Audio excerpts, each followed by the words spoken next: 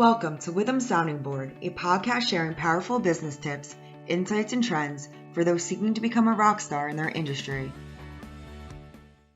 Welcome to Witham's Perspectives from the Bankruptcy Cliff, where we provide our perspective on various questions related to insolvency and bankruptcy affecting individuals and businesses. I'm Ken DeGraw. I will be the host for this session. I'm a member of Witham's Forensic and Valuation Services Group. Our team focuses on the unique needs of individuals and businesses going through a reorganization process, experiencing a financial distress, or considering bankruptcy as an option. Today, I'm joined by John Liska, who is also a member of the team, to get his perspective on emergence from bankruptcy. We do need to start out by reminding everyone that the information you're about to hear is general in nature and should not be acted upon without the advice and counsel of qualified legal representation and financial advisors who can evaluate your unique circumstances. So let's get started. Welcome, John.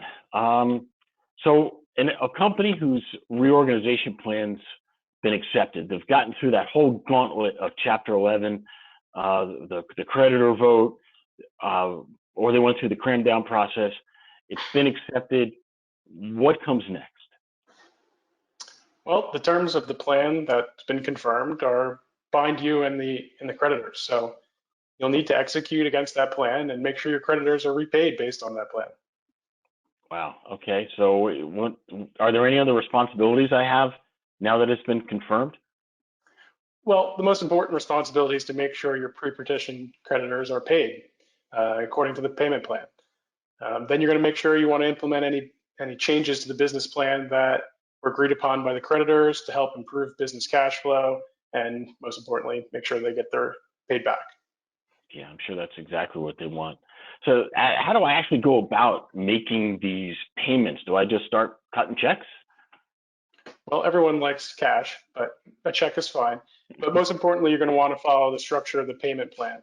The plan can vary so long as it's fair and equitable and it's been agreed upon by both parties. But once you've gotten started making those payments, you want to make sure you make them on time and without any exception. Right. Yeah, and I'm sure in some of the larger cases, there's even distribution agents that get used to make that process even easier. So in an unfortunate case, like say maybe a pandemic hits and I fall behind in my payments, what happens then? Well, if you have an unexpected financial problem during your case, you want to make sure you immediately consult with your attorney. It's often possible that with changed circumstances, you can amend the Chapter 13 plan. And also sometimes it's possible to add debts that you incurred after filing your Chapter 13 plan. So you want to make sure you consult with your attorney immediately upon having any issue. And you want to be very proactive and demonstrate an ability and a desire to continue making these payments. Right. So, as someone who's a business owner and they're looking to actually get back in business and get up and running again, and they've got that group of creditors out there who they do owe money to pre-petition and they're part of the plan, but now they need to rely on these same folks for supplies and services in order to go forward.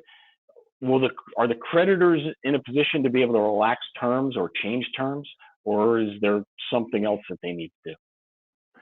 Well, it all depends on the factors and they're unique to each case. But your creditors may be willing to work with you. They may be willing to accept less. However, it's unlikely that the creditors would accept terms that would result in less proceeds than if the company were just simply liquidated. Gotcha. Yep. So I know in some Chapter 11 plans a liquidating trust gets put in place. What exactly is that, and why is that used in Chapter 11s?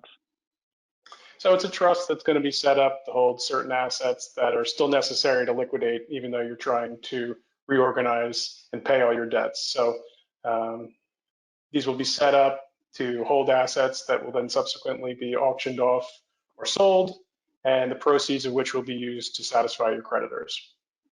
Gotcha. Yeah, and that's it.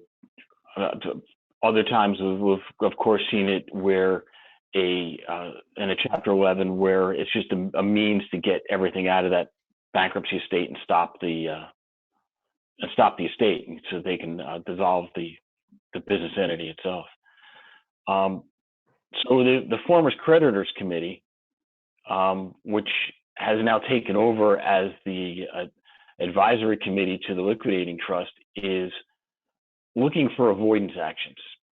Now, I thought the bankruptcy was over, but apparently these folks are really starting to do some digging and asking for a lot of information. What exactly are avoidance actions? So an avoidance actions are certain transactions which occurred prior to or during the filing, which gave preferences to certain creditors. Assets transferred by a debtor prior to filing a petition, or because the intended filing might have to be repaid to the trustee for distribution to creditors. The time limits vary based on the circumstances, but can be as long as 6 years prior to filing the relief. So we're really just trying to make sure that you didn't give someone benefit of the doubt before, or benefit of payment before you filed your bankruptcy. Gotcha. All right. And so, of course, as the bankruptcy is wound up now and then all the payments are being made, how do I know when the case is actually done and I'm no longer in bankruptcy and I can kind of move on with my life with that fresh start? So your advisors will guide you through the whole process, making sure you understand where they are at any time. But upon the conclusion of the case, the court enters an order which closes the case, and a copy of that order which should be sent to you. In a Chapter 7, this is after the discharge of all of your debts. But in a Chapter 11 or 13, the court will not close your case until after you've finished making all the payments under the plan, at which time the court will dismiss your case. Gotcha. So once that 7 or 13 then has been completed, is there anything else I need to do before that official discharge? For Chapter 7, there's nothing you're going to need. The process is complete upon the discharge. For Chapter 13 or Chapter 11 or 13, excuse me, as long as you've completed the payment plan, then everyone is happy and you can move along. Got it. So, certainly for individual debtors and sometimes for business debtors as well, some of the concerns that we hear are about the long-term effects and whether or not they're ever going to be able to get financing again. What can we impart to folks in terms of when they need to go and try and get some new financing once they're out of their bankruptcy proceeding? So bankruptcy is going to be reported on your credit report, and which lenders are going to use to determine whether or not they want to lend you money. A Chapter 13 filing will stay on your record for 7 years, while a Chapter 7 filing will stay on your record for 10 years. So the credit reports that are used by lenders in deciding whether to make a loan, you may be able to borrow money again, but it may be more difficult to get a loan, and particularly at a good interest rate. Gotcha. Now, my accountants have come in. They're working on my year-end stuff, and they're asking me about all this debt that's sitting on the books. What happens to all of these pre-petition obligations now that have been compromised in the proceeding that are not going to get paid? They're sitting on my books, and I need to get rid of them. Do I get a big tax deduction or anything out of this? Well, for income tax reporting purposes, it may or may not be included. It really depends based on the method of accounting used by the business. You may have some cancellation of debt, and so you're really going to want to consult your accounting professional to make sure that the treatment's taken care of appropriately. Got it. And I know that the auditors also mentioned something about fresh start accounting. Can you tell me a little bit more about that? Yeah, these are specific GAAP reporting requirements that will need to be discussed in further detail with your auditors to make sure that you're in compliance moving forward. Fantastic. Thanks. I hope everyone found that information helpful on emerging from bankruptcy. If anyone has any specific questions regarding your unique circumstances, please reach out to a member of our team.